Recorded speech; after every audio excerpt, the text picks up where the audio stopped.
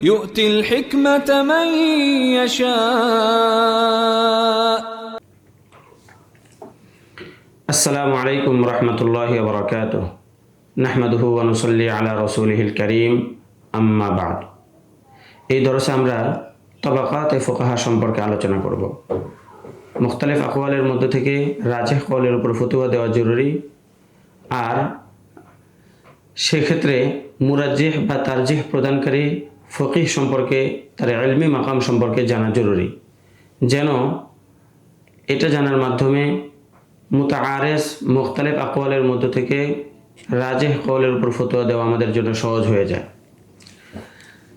আল্লামা ইবনে কামাল পাশা রহমতুল্লাহি আলাইহি হানাফি ফুকাহায়ে কেরামকে 7টি স্তরে বিভক্ত করেছেন, যেগুলোকে বলা হয় তবাকাতুল ফুকাহা। 1 নম্বর তবকা হলো তবাকাতুল মুজতাহিদিন ফিশ শরআ, এটাকে মুজতাহিদে মুতলাকও বলা হয়।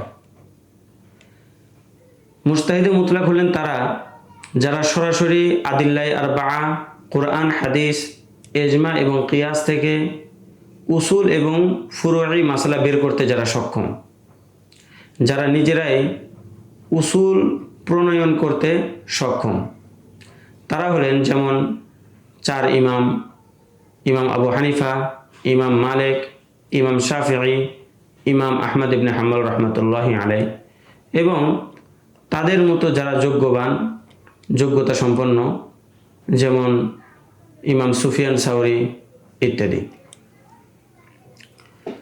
আত-তাবাকাতুস সানিয়া, 2 নম্বর তবকা বা স্তর হলো, তাদেরকে বলা হয় মুজতাহিদ ফিল মাযহাব, মুজতাহিদে মুনতাসিবও তাদেরকে বলা হয়,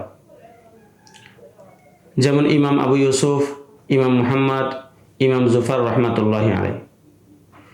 মুজতাহিদ ফিল মাযহাব বলা হয় সেই সকল ফুকাহায়ে কেরামকে যারা কোরআন এবং হাদিস থেকে সরাসরি মাসালা বের করতে সক্ষম, হুকুম বের করতে সক্ষম, তবে সেই সকল মূলনীতির আলোকে যেই মূলনীতিগুলো তাদের ইমাম বা তাদের ওস্তাদ তাদের জন্য নির্ধারণ করে দিয়েছেন।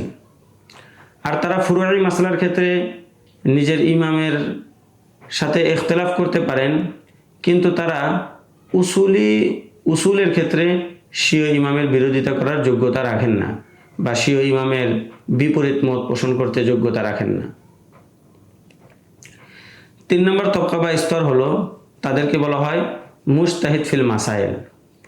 মুজতাহিদ ফিল মাসাইল বলা হয় ওই সকল ফুকাহায়ে কেরামকে যারা মাযহাবের গায়রে মানসুস মাসালার মধ্যে, অর্থাৎ যে সকল মাসালার মধ্যে সাহেবে মাযহাব থেকে, মাযহাবের মূল ইমামদের থেকে কোনো ধরনের রেওয়ায়াত বা হুকুম বর্ণিত নেই, সেই সকল মাসালার ক্ষেত্রে তারা সেই ইমামের উসুল ও কাওয়াইদের দিকে লক্ষ্য করে, নাজায়েরের দিকে লক্ষ্য করে তারা মাসলা ইস্তেমবাদ করতে পারেন, হুকুম লাগাতে পারেন।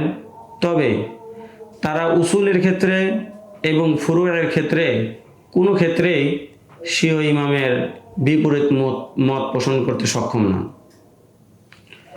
এদের মধ্যে হলেন যেমন ইমাম খসফ রহমতুল্লাহি আলাইহি, ইমাম আবু জাফর তহাবি, ইমাম আবুল হাসান কারখি, শামসুল আইম্মা আল হালওয়ানি, শামসুল আইম্মা সারাখসি, ফখরুল ইসলাম বাজদবি, ফখরুদ্দিন কাজী খান, তারা এই মুজতাহিদ ফিল মাসাইলের অন্তর্ভুক্ত। 4 নম্বর স্তর হলো, তাদেরকে বলা হয় আসহাবুত তাখরিজ।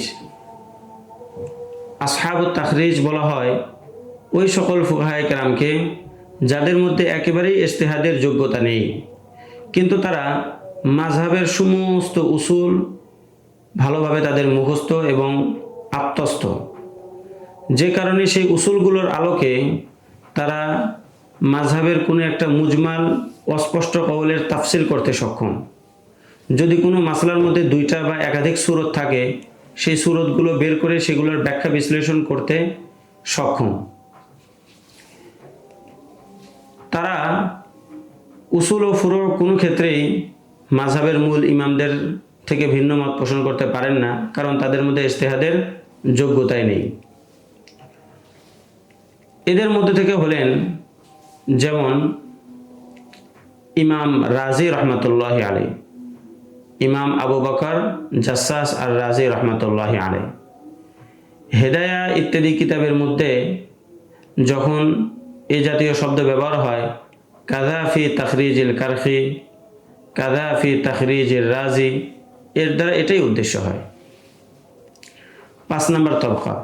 5 নম্বর তবকা হলো আসহাবুত তাখরিজ, যেমন ইমাম আবুল হাসান কুদুরির লেখক এবং হেদায়ার লেখক আল্লামা মারকেনানি রাহিমাহুল্লাহ তাআলা। আসহাবুত তাখরিজ হলেন সেই সমস্ত ফুকায়ে কেরাম যারা মাযহাবের একটা রেওয়ায়াতকে, একটা কওলকে আর একটা কওলের উপরে হাযা আওলা, হাযা আসহু রিওয়ায়াতান, হাযা আওজাহু, হাযা আওফাকু লিল কিয়াস, হাযা আরফাকু লিন নাস, অর্থাৎ এই মতামতটা দ্বিতীয় মতামতের চাইতে বেশি উপযোগী, বেশি বিশুদ্ধ, মানুষদের জন্য বেশি উপকারী, এটা কিয়াসের সাথে বেশি সঙ্গতিপূর্ণ, এ জাতীয় শব্দের মাধ্যমে যারা মুখতালিফ আকওয়ালের মধ্যে থেকে একটি কওলকে আরেকটি কওলের উপরে তারজিহ দেওয়ার যোগ্যতা রাখেন, তাদেরকে বলা হয় আসহাবে তারজিহ। 6 নম্বর তবকা হলো মুকাল্লিদিন মুমাইয়িজিন, অর্থাৎ ওই সকল ফুকাহায়ে কেরাম যারা মাযহাবের মুখতালিফ আকওয়ালের মধ্যে থেকে কোন কওলটা জয়ীফ, কোন কওলটা কবি, কোনটা শক্তিশালী, কোনটা দুর্বল, কোনটা জহিরের রেওয়ায়া, কোনটা নাদিরের রেওয়ায়া, এই সকল বিষয় যারা পৃথক করতে সক্ষম তাদেরকে বলা হয় আসহাবে তামিজ। তারা হলেন যেমন প্রসিদ্ধ মতন, ফিকহি মতন এগুলোর লেখক, যেমন কানজুদ দাকায়েক এর লেখক, আল মুখতার এর লেখক, আল ভিকায়া এর লেখক, মাজমা এর লেখক। এই সকল ফুকায়ে কেরাম সাধারণত তাদের কিতাবের মধ্যে কোনো ধরনের জয়ীফ কওল নকল করেন না, বরং যে কওলটা শক্তিশালী মুফতাবিহি সাধারণত সেটাই নকল করে থাকেন। 7 নম্বর তবকা হলো মুকাল্লিদিনে মুহাজ, মুকাল্লিদিনে গায়রে মুমাইয়িজিনও বলতে পারেন, অর্থাৎ ওই সকল ফুকায়ে কেরাম যারা উপরে উল্লেখিত কোনো কাজ করতে সক্ষম নন, যারা জয়ীফ, কবি এগুলোর মধ্যেও পার্থক্য করতে সক্ষম নন। তারা অনেকটা এমন, যেমন রাতের বেলায় যে ব্যক্তি লাকড়ি অনুসন্ধান করে, লাকড়ি কুড়ায়, তো ভুলে বসেতে সে শীতের রাত্রিতে যেই সাপটা বরফের কারণে, ঠান্ডা পড়ার কারণে লাকড়ির মতো শক্ত হয়ে পড়ে আছে, তারা লাকড়ি মনে করে সেই সাপকে উঠে আনে, এরকম। তো এই জন্য তাদের মধ্যে যেহেতু যোগ্যতার অনেক ঘাটতি, এবং আমাদের বর্তমান যুগের যে সকল মুফতিয়ানে কেরাম রয়েছেন তাদের অধিকাংশই এই স্তরেরই অন্তর্ভুক্ত, এই জন্য বর্তমান যুগের মুফতিয়ানে কেরামকে মুফতির তুলনায় নাকিলে ফতোয়া বলাটা বেশি উপযুক্ত।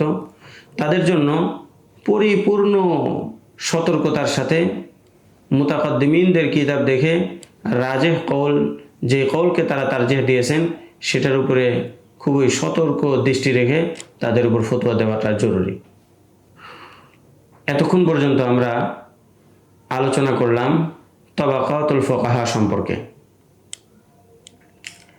সামনে আমরা আলোচনা করব এমন কিছু কিতাব সম্পর্কে যে সকল কিতাব থেকে বিশেষ কারণে ফতোয়া দেওয়া বৈধ নয়, সে সকল কিতাব সম্পর্কে ইনশাআল্লাহ তাআলা।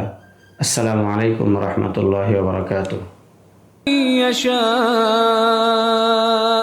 ومن يؤت الحكمة فقد أوتي خيرا كثيرا وما يذكر إلا أولو الألباب.